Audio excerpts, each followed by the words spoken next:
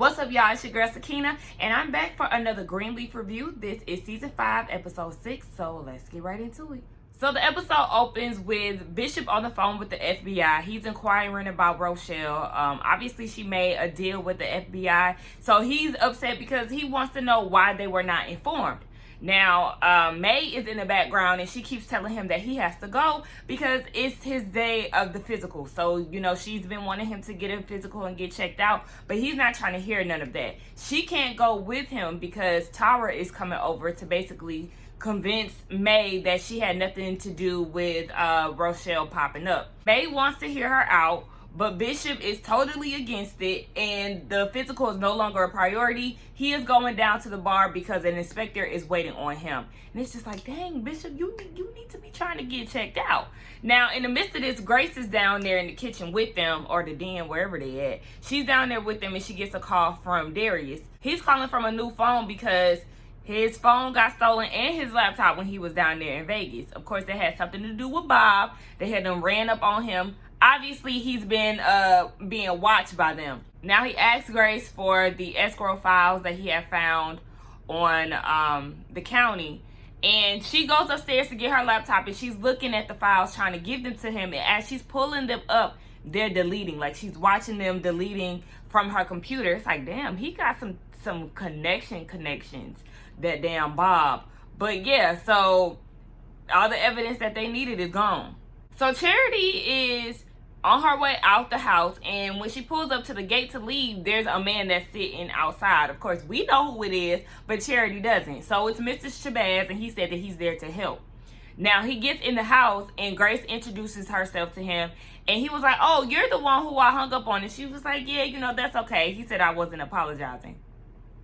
He just put a bad taste in my mouth. He was just so rude unnecessarily, and it's just like, okay, if you not into the church, that don't mean you gotta be an asshole to the people who do believe. Like, calm down.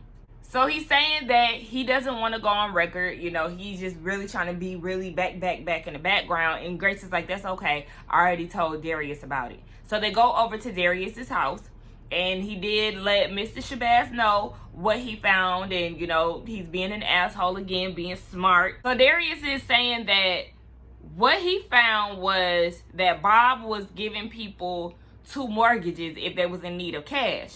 And when they weren't able to make that payment, then basically they would steal the house. So while Darius is giving this whole rundown, Yusef is like, okay, well, you didn't catch the pattern with all of this. And, you know, he's wanting them to think about it. And Grace is like, okay, what are you talking about, Mr. Shabazz? Like, shit, say it. So then he was like, they're obviously targeting black families. Grace had put the pieces together because, you know, that's why he's going so hard to look good in front of the black church and trying to bring everybody together, because he's trying to cover his tracks. He did black people wrong back in the day through this mortgage loan company, and now he's trying to make it seem like he's for the blacks. Now, they're asking about what Phil's mom had to do with it. She was basically the face of Edenvale Linden, whatever. Y'all know. She was basically the face for it. And, you know, the way to bring people in. Because, you know, once we see a black person, we feel more comfortable in a space. So I guess that her was, I don't know if she knew what was going on behind the scenes or not. I don't feel like they made that clear. Y'all let me know. But yeah, she was basically the face to lure the black people in. Phil has no knowledge of this. Everything happened when he was really young. And they feel like he needs to help tell Phil about the situation. But Yusef don't want nothing to do with his son. Now, Charity goes and, you know, tries to plead her case, because he did say, if y'all could find somebody to go on record, then I could back them and, you know, I could confirm. But, you know, he does not want to be in no type of media, no type of press at all. So Charity is planning to tell Phil, and she was like, he won't hear me out unless you're there. So he agrees to go ahead and do it. So they walk out, and I'm thinking, when he agreed to going with Charity to tell Phil, I was like, oh, he gonna skate town, because they asked him how long he was gonna be around. I said, oh, that nigga gonna leave before he could even, you know, talk to Phil. But we see later on he actually stays. Now, Grace is getting ready to leave. She has to meet up with AJ. He's down at the clinic. You know, he has an appointment. So Darius is like, well, you know, remember what I said before I went to Vegas about our future? I want to get more into that after this investigation. And it's just like, okay, he meant what he said. And then we go over to the next scene where Grace is with Noah and they chopping it up. Grace tells Noah that she did find that notebook that he was talking about, and the caregiver was hell-bent on the Negro being there, but they don't know who the Negro is, and she feels like, I don't want to be reaching and saying that the Negro is Daryl, and it might not be. So Noah was like, okay, well, I'll go and ask the neighbors if they know the name of the caregiver, just so, you know, they won't be making this big assumption and the Greenleafs mess around and lose their house for nothing. They also asked too, like, why was he there? I am starting to think that Daryl might have been her guy, like her love affair. They had like some type of love affair or something like that. Because yeah, why else was he there, for what? I'm sure we get to see more of that later on in the season, but I need to know what the hell is up with that. Now, Grace was asking, okay, so how did you get AJ to agree to go to the doctor? Because I thought he was going to throw the paper away once he got home. But Noah is saying, you know, there's some light in him. He's been telling my mom about the whole Pontiac situation with Bishop. I think that left an impression on him. So I asked him and he said, yeah, it was just simple as that.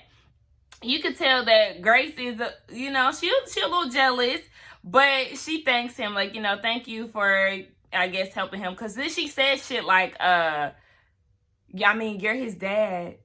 It kind of give off like, ooh, you a little jealous, Grace. It's okay. So then AJ comes up and he sees them talking and he's like, ooh, okay, I can see it. You know, I can see how y'all made me. I see y'all chemistry. He's in a great space. You can tell there's something about him that's changing. Now he's saying that he's on this 1-day pill, but he doesn't have any insurance. So when he said that, Noah and Grace has offered up their services or whatever. Grace tried to, you know, pay for it, but Noah kind of overtalked her and was like, you know, just meet me at the elevator. I'll take care of it.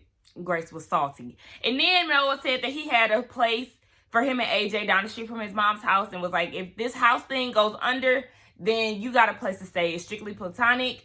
And I'm like, Grace, you might have a triangle going on, okay, between you, Darius, and Noah, because these men is after you, sis. So we get a scene with Carissa and Jacob in their room. They're getting ready to take Winky over to the therapist to break the news to him. They both agree that they don't want to argue in front of him, and Jacob brings up the fact that he still wants shared custody. So Carissa shuts it down and she was like, you're not getting it. It's like, girl, she's dangling the baby over her head. That's it. So then we get Zora and Sophia. They're down at the cabin. Zora is trying to get the camera set up because she's doing an audition. She's about to go and try to go to school. They didn't say what she was auditioning for, like what major, whatever, but she's going to New York is what she's trying to do. And Sophia finds that out by trying to help her set up the phone, and she sees a notification saying that her check-in is available. Baby, Zora is trying to skip town tomorrow night. And it's like, obviously, you're running from your problems, right? Because, I mean, she keeps saying that she's okay with the whole divorce thing, but she says that she's not going to let them hold her back from what she's trying to do. Of course, Sophia is worried about that because it's like, girl, you are moving way too fast. So with this news, Sophia goes and tells Carissa and Jacob about Zora. She's concerned because, keep in mind, Zora don't have no plan. She says she don't even know where she's going to sleep. So her parents pull up down in her cabin and they're like, yeah, Sophia told us about what's going on. So, baby, you're not going anywhere. And she was like, y'all trying to stop my dream. Like, I'm not feeling this. But if y'all trying to keep me here for a little while, then I need y'all to, well, if y'all going to let me go, I need y'all to pay for me somewhere to stay. And they're like, okay, well, your flight is refundable. Let's just stop all of this right now. Let's come up with a plan. You got a cousin that live in Hoboken, which is in New Jersey. So you might be able to stay with her and then, you know, just bear with us. And Jacob is using words like we, you know, we're going to figure this out. Talking about him and Carissa. And she's looking up at him like, we, you know, type shit. So Sophia and Zora are talking. Zora was calling her a foe, enemy, fake, tattletale, all this other shit. I don't know. So she was basically saying that you put my New York trip on hold by telling my parents, but it's okay. I done got even with you. I let your mom know that, you know, you had some mildly revealing pictures on the internet, which is causing you to not want to go back to the Hamptons. So, not the Hamptons, to Hampton. So, yeah, now we even. And I was like, okay, touche. Sophia couldn't even really be mad about it. Like, yeah, you told my business, I told yours. Boom. Jacob and Carissa get back to their room, and she's packing up because she's getting ready to go to her parents' house. And it's just like, now you want to go. So all this time you've been staying with somebody else's parents when you could have been staying with your own. I know that the Greenleafs live on an estate and all of this, but since you was doing all of this hollering, you could have been left with your parents. You trying to act like you ain't had nowhere to go, sis. But whatever. So she's packing up, and she's feeling some type of way because Jacob is asking, can Winky leave the baseball glove here so when he comes over they can play with that? And she's like, yeah, he can do that. So she's in her feelings, and he's like, what's the matter? The problem is that you was using we, and it took us to break up for you to become the husband that I thought you were going to be when we met. I know things don't always go as planned, sis. We already know that. But you got to take responsibility for your parts in the relationship. One, you are an opportunist, sis. You wanted the life more than you wanted Jacob. Two, you did some slimy ass shit to betray the family. You gave up their land to the fucking enemy. Let's not forget that. And two, that attitude is out of this world, honey. Okay, even when Jacob was on the right track trying to get, past all the shit that he had put you through, you still just was not likable. And I don't know where she thinks that she's just this victim. But, they talk about it, and, he's saying that he's glad that they met because she was like, maybe I'm the problem or something like that. And he was like, no, if we never met, we would never had two beautiful children. I'm glad we met. And then she decides to give him shared custody. It's like, thank you. You put that man through hell and back just to, bow down. And it's like, I'm glad you did, but you be doing too much sometimes. So Lady Mae is meeting up with Tara. She came over to their house, and she's trying to tell Lady Mae that she had nothing to do with Rochelle, and she didn't know that she made a deal with the FBI. Rochelle just showed up to the church. Now, we do find out through Lady Mae that Tara, she did talk to Rochelle. That is the one that she called after Jacob had came over to her church. Tara really wants the house after seeing it. And it's like, yeah, you really do want the house because, bitch, yeah, it's an estate. I don't know. I just feel like she is not a victim. I know she tries to play as if, she doesn't want this life and she's really for the people. But I really feel like you may be for the people, but you're really against the Greenleafs. It's like what you say, sis. I don't care what you say. But, Lady Mae is like, this is my house. And Rochelle is your sister, so I know you feel obligated to tell her certain things. But she's like, I do want to do the right thing, but I am looking for a sign from God. And Tara is like, well, if we can't come to an agreement easily, then this may not be the way. Lady Mae was saying, there's no way in hell that Rochelle is not going to go down without a fight when it comes down to this house. And Tara did agree. Like, Lady Mae gave her some cool points for actually agreeing that her sister is batshit crazy. Now, speaking of Rochelle, Bishop is down at the bar with the inspector, and the inspector is saying that everything has to be up to code before people are allowed to come in here and worship. And then Rochelle pops up, and she interrupts and was saying, yeah, it's not going to work until everything is true. Tara then told her about the new church at the bar, so she was like, this is a bar, right? Yeah, they know they family own this. They know about this. So then she was like, well, that's going to be a lot of work. You might as well just start over and burn it down with me in it. Ain't that the Greenleaf way? And you can tell that the Greenleaf way often, I think it was said like twice in this episode. The episode is actually called Greenleaf. So she was saying that this is the Greenleaf way. Rochelle says that Bishop needs to go ahead and be truthful about it because God already done told him several times. He did it when Jacob told Tara about the will. He did it when Lady Mae was trying to give the house up. Like, think about all the stuff that you're going through right now. You're going through hell, and my life is fine. I'm like, Rochelle, is it really fine? But, she says her life is fine, and is this the way that a saint really lives their life? She says that all these bad things are happening to him. He got kicked out of his church. He's getting evicted from his house. Now he's doing a new church bar situation. So she's like, I need you to know, until you do right by me, everything you think about will crumble. No, but that's what she basically told him. Like, she hit him with the color purple line. Like, until you do right by my daddy's death and tell the truth about it, everything around you is going to fall apart. So then she told him, you need to beware. So Bishop was like, when is this going to end? Like, he snapped. Like, when is this going to end? You're sick. You're delusional. You think that I killed your dad and I have nothing to do with this. And as he's going off on her, she's just shaking her head. And he's like, what? And she was like, basically, she should have killed you when he had the chance. And she walked out. I said, oh, it's not over. Y'all know she is going to be on y'all's tail, okay? She is obsessed with y'all or taking y'all down. Now, when Bishop goes back to the house, he's letting Lady Mae know that I am not giving this house away to those con artists. No. But Mae enjoyed her conversation with Tara. You know, again, she got some kudo points for admitting that Rochelle is crazy. But Bishop is like, bruh, I'm not giving up my house. Now, Lady Mae doesn't want to give up the house either, but she can't help but to think about that first will. Bishop doesn't think that it's real. Lady Mae thinks it's real, especially because Aaron backed her up and said that it was. Then she starts questioning why they even got the house in the first place. And this is where stuff really started to get interesting. So they were saying basically, Miss Loretta Davis, they didn't know her. She didn't go to their church or anything. And I think a lot of us were curious to know, you know, what connection they had to her. Come to find out, she never went to the church. Bishop met her when Mac introduced her to him. I guess Bishop went over to her house. I don't know if she was sick or something like that and she needed a pastor or what. But something happened to where Mac had brought Bishop over to the house. And then that's how they ended up with the house. Now, Bishop's whole thing is, but you have to wonder why she would give somebody like Daryl the house. Like, you know, she is this white woman that came from the American Revolution and all of this. And then that's when Mae was like, okay, but why would she give us the house? She didn't know us. She said that they never even heard of the lady's name before. So Mae is really just trying to put the pieces together because it doesn't make any sense.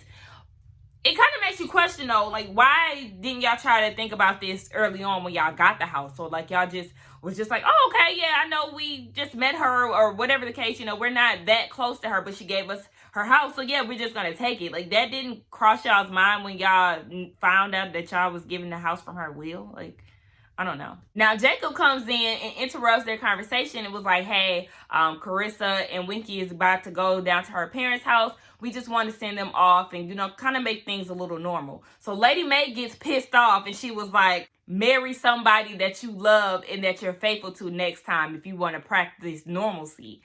And Jacob was like, oh, okay. So they're going to go down there. But Bishop was like, I'm not done talking to you. You want to talk about being holy because, you know, she was preaching to him about being holy. And he was like, you want to talk about being holy? I'm going to need you to practice what you preach. You've been having a secret for 40 years and you want to sit there and try to judge Jacob off of what he's done in his marriage?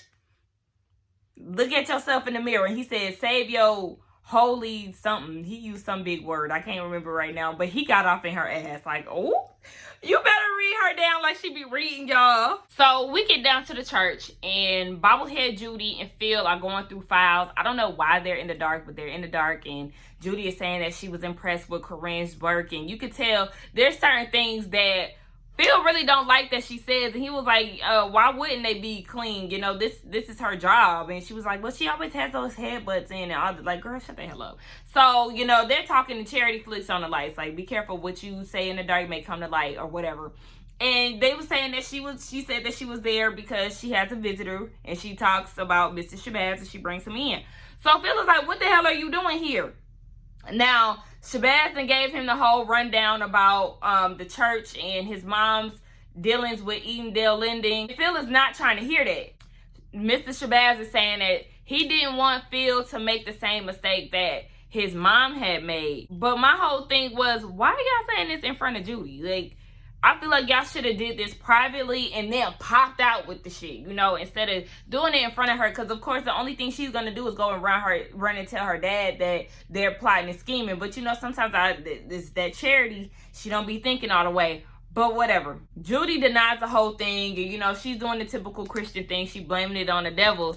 And it's like, no, girl, you are the devil. The hell? So Phil goes and tries to call the police. Like, you know, I'm sure the police will have a lot to say about what you did back in the day. And Charity snatched the phone and threw it on the ground like, no, you're not doing this. I need you to understand that this man is trying to help you, okay? He's trying to bring you to the light. So then Phil goes off into the story about, you know, his dad wasn't shit. All he did was complain about, you know, his mom and all that she did for him, while he shits on the Western civilization, and he didn't do shit while she was bringing in all the money. He then said that he never wanted to see him again. So then that's when Mr. Shabazz leaves the church. But I forgot to mention that Judy, you know, Phil was saying that this is a lie. Bob was not trying to take down poor black neighborhoods. And Judy was like, Daddy loves black people. And it was like, white people be killing me with that shit. That's equivalent to, I have a black friend, You know, listen, white people have a lot of racist undertones. Girl, your daddy is racist as hell. I don't give a fuck. I knew he was racist when he hit the scene, boo, okay? But Charity goes off on him and was saying, you know, I know people usually use this as an insult, but I'm dead ass. I'm serious. I'm going to pray for you because he's the only one that's going to be able to save you. And it's crazy that Phil really has these blinders. Like, he is so hell-bent on being a pastor. It's just like, you can't do this on your own. I'm telling y'all, he must have signed some type of contract with Bob to where he is not able to start his own church. And he's like a slave to Bob now. Like, he's forever indebted to this man or something. Like, I don't understand how he stole your church and you just have to go and work for him and marry his sister. Oh, not sister. Marry his daughter. Like, it just all doesn't make sense. We really need to unpack what's really, really going on with Phil, because this nigga's brainwashed. But you could tell he was upset because Judy was trying to comfort him. You know, she tried to lean in for a kiss and he was like, nah, bitch, get on. Like, you could tell he was in deep thought. He was really thinking about some shit. I don't know if he's going to try to go against Bob and them, or if he was just upset that his dad showed up. Who knows what the hell that man be thinking. Now, back at the house, they're seeing Carissa and Winky off, and Carissa and Jacob, you know, they exchange a hug, and Zora is obviously feeling some type of way about it. But when they pull off, Lady Mae was like, while I got all y'all gathered here, I got something that I need to tell y'all. Charity pulls up from leaving the church, so it was definitely the perfect time to let everybody know. So she was like, okay, there's years of skeletons, you know, throughout this family, but we're gonna dead all of that with this one-liner, all right? So basically, Grace is a product of a love affair that I had with Lionel. Boom. That's it. All right. Dinner is served at 7:30. See y'all there. It's like, dead ass, that's basically how it went. And they all just sitting there like, the fuck? With the exception of Grace and Bishop, because they already know about it. But they all looking like, okay, so that was that. Now, after this dinner, they was talking about the siblings. Grace. Oh, y'all see that? It was something flowing. Anyway, after the dinner, Charity, Grace, and Jacob, they were outside talking. They obviously was drunk. They was saying how it was the quietest lunch ever. Jacob's thing is, Lady Mae put me through so much shit for my, you know, relationship and cheating on my wife and all of that for my marriage. And Grace is like, okay, well, she put me through hell just for my existence, as if I'm the blame for, you know, her love affair. And Charity is like, you know what? This is just a big ass plane crash.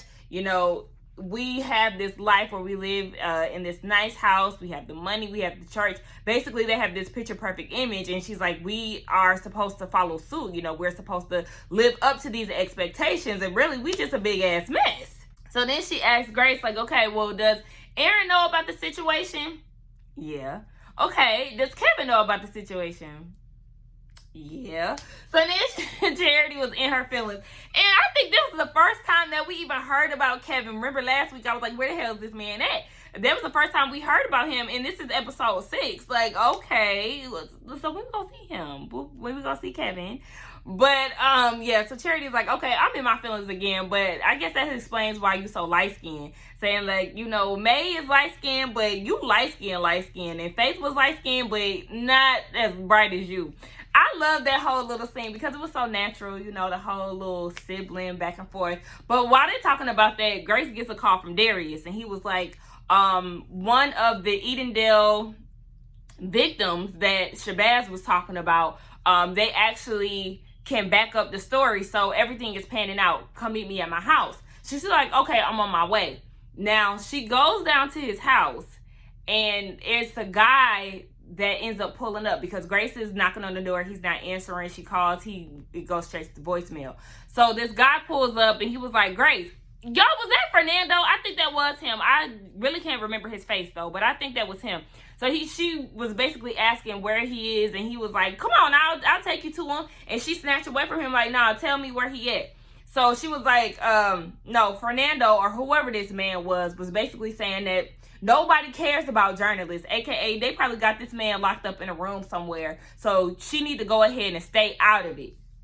Bob is going through extremes to hide his background. Like, it's crazy. You delete files, you done robbed Darius in another state. Now y'all done took the man and locked him up somewhere. Like, you are going through extremes, honey. But you know the Greenleafs, or that Grace at least, she is always getting down to the bottom of some shit. So she don't give a fuck about your threats. She gonna go ahead and find her man, and she gonna take the church down under, okay? So that was the end of the episode, y'all. Again, I think it was a good episode. I really want to get more into Phil's background. I'm interested to see what's going to happen when Noah goes to the neighbor's house to try to get more information on the caretaker. It's a lot of stuff we need to unpack. We need to see if they're going to kill off Mr. Rick Fox. If y'all get that, y'all watch the game, y'all will understand. But yeah, so it's a lot of stuff that we need to figure out. We only got, I think this is like 10 episodes, so we only got a few left. But they bring it every week. Anyway, y'all, don't forget to like, comment, and subscribe to my channel. And I will see y'all in the next one. Bye.